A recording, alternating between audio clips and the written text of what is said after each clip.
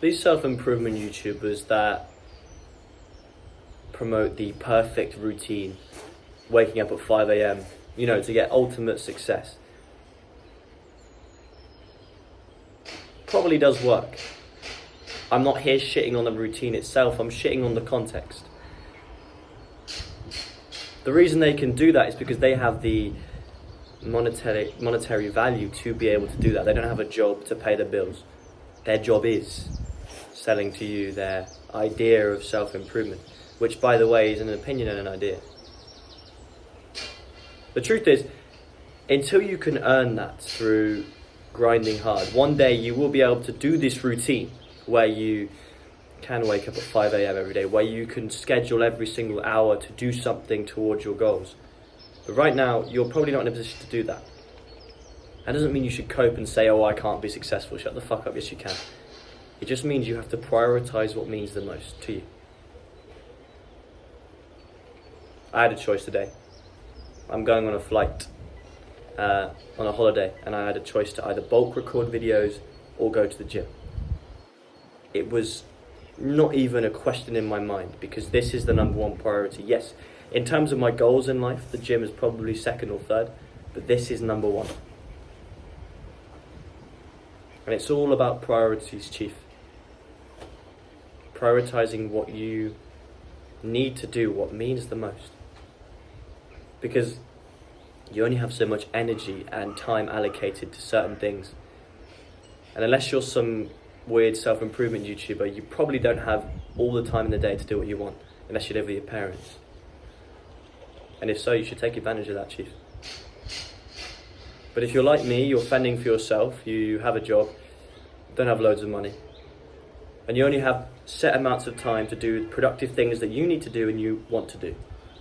A lot less time than you probably want and need, so you need to prioritize.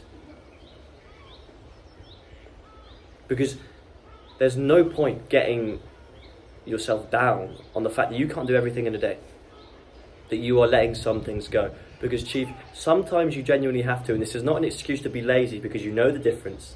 I don't even have to tell you the difference. You know the fucking difference.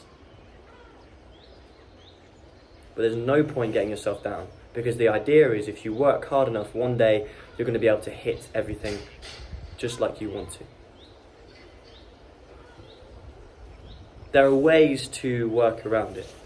There are ways to make sure you get other stuff in, so I'm not just going to quit on the gym, of course not. I might even try hit session while I'm on holiday.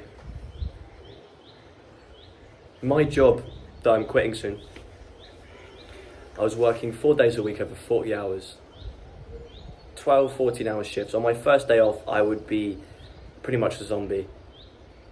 Sunday, Monday, we get off, and then we get an extra day off, right? On Mondays, I would bulk record, so I wouldn't have to record while I was at work, which I actually have done before.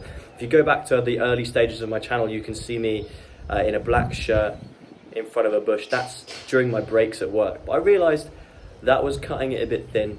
I probably wasn't giving as much value as I could. So I'd bulk record like I'm doing now, so the whole week was taken care of. So I wouldn't have to record on Sunday and I could recover. And that means that if I did have maybe a half day off, I could then spend that on the gym. That's working smart and doing what I should be doing in terms of priorities.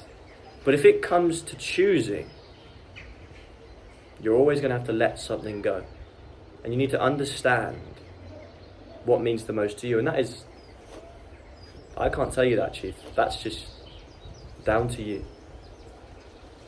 But with that choice comes an understanding, and there is absolutely no point in getting mad about what you can't control, because you can't control it. So the only thing you can control is how you feel about it. Prioritize what means the most. And this can also extend into things that aren't even to do with progress in your professional life.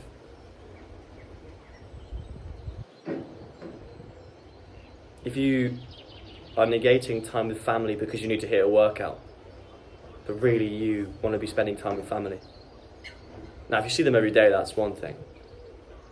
But sometimes, bro, memories mean more than a good pump.